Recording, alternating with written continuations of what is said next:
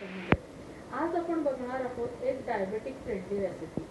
तुम्हाला भात जर खाणं आवडत नसेल किंवा तो खाणं वर्ज्य असेल तर आज आपण दही भात कसा करायचा विदाउट तांदळाचा ते बघूया. चला.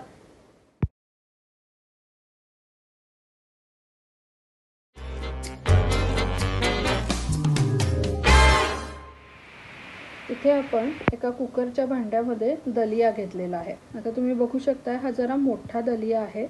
तुम्ही अनपॉलिश नुसते गहू जरी असतात जे तुकडे केलेले असतात दलिया म्हणून ते घेतले तरी चालतील. ह्या दलियाला पॉलिश केलेलं नाही आहे पण ह्याचं साल पूर्ण काढलेलं आहे. सो तुम्हाला जसा आवडत असेल तसा फक्त मोठ्या आकाराचा दलिया घ्यायचा आहे, रव्यासारखा बारीक घ्यायचा नाही आहे. आता हा दलिया आपण धुवून घेऊयात स्वच्छ आणि मग आपण याच्यात पाणी घालून हा दलिया आपल्याला कुकरला शिजवायला ठेवायचा आहे.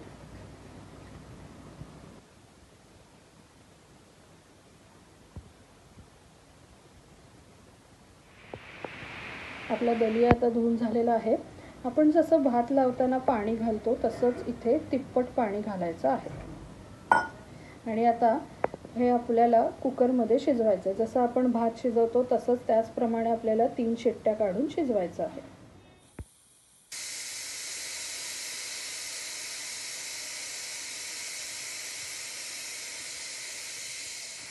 आता तुम्ही बघू शकता आपला दलिया व्यवस्थित शिजलेला आहे. हे बघा, व्यवस्थित मोकळा झालेला आहे आणि भातासारखं व्यवस्थित मऊ शिजलेला आहे दलिया. एकदम गार करून घ्यायचा, रूम टेम्परेचरला येऊ द्यायचा आणि मग आपण याची पुढची कृती करूया. आता आपल्याला दही भाताची फोडणी करायची आहे. त्यासाठी मी एका कढईत अगदी थोडंसं तेल घेतलेलं आहे. 1 चमचा तेल घ्यायचं आहे. आपल्याला खूप जास्त तेलाची फोडणी नाही करायची. तेल गरम झालं की आपल्याला यामध्ये 1 छोटा चमचा मोहरी आणि थोडंसं जिरं घालायचं आहे. हे दोन्ही आपल्याला तडतडू द्यायचं व्यवस्थित.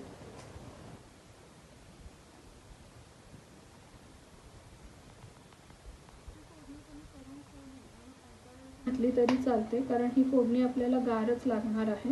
सो आपला जोपर्यंत भात गार होतोय म्हणजेच दलिया गार होतोय तोपर्यंत आपल्याला ही फोडणी पण तयार करून घ्यायची. आता मेथी आहे तोपर्यंत आपण याच्यात हिंगही घालूया. हिंगानंतर मी यामध्ये घालतीये एक मिरची घालतीये मी आणि आता आपल्याला घालायचं आहे कढीपत्ता आणि आता आपल्याला ही फोडणी बंद करायची. ही फोडणी आपल्याला रूम टेम्परेचरवर गार करायची.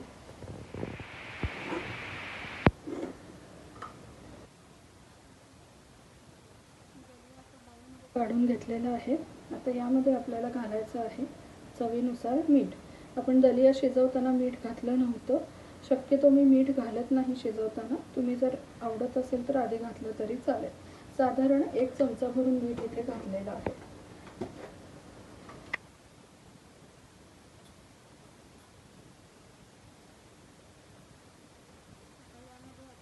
थोडेसं किसलेलं गाजर आणि काकडी घालणार आहोत. तुम्हाला जर कांदा आवडत असेल तर तुम्ही कांदा सुद्धा बारीक चिरून घालू शकता.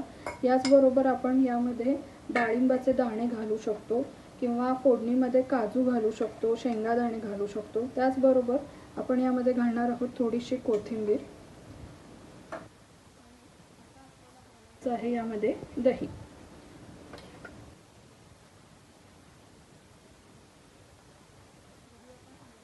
थोडं थोडं घालणार आहोत.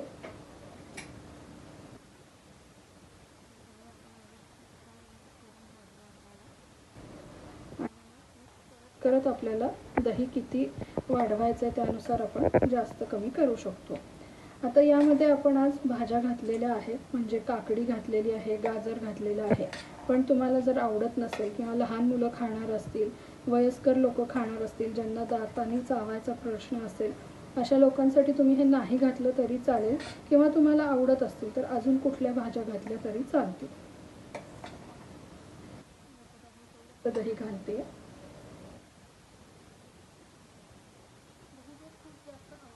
किंवा तुम्ही हे जर डब्यात नेणार असाल तर तुम्ही दह्याबरोबर ह्याच्यात एक पाव ते अर्धा कप जसं दही आहे आणि जितकी तुमची क्वांटिटी आहे त्यानुसार दूधसुद्धा घालू शकता.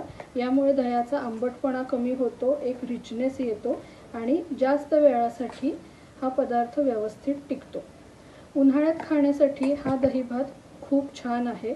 त्याचबरोबर हा डायबेटिक फ्रेंडली असल्यामुळे हा सगळेजण खाऊ शकतात आणि दुसरी गोष्ट म्हणजे तुम्ही जर डाएट करत असाल तरी तुम्हाला हा पदार्थ खूप उत्तम आहे. आता आपण यामध्ये फोडणी घालूयात आणि मग आपला दही भात वाढण्यासाठी एकदम तयार आहे. आता आपली फोडणी पण गार झालेली आहे, ती आपण घालूयात. तुम्ही फोडणीमध्ये काजू, शेंगदाणे हे असे प्रकार सुद्धा घालू शकता. यामुळे सुद्धा छान एक चटपटीतपणा येतो.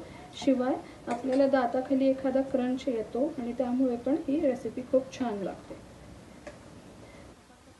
आपला आता बिना तांदळाचा दही भात तयार झालेला आहे. आपण हा सर्व करून घेऊयात.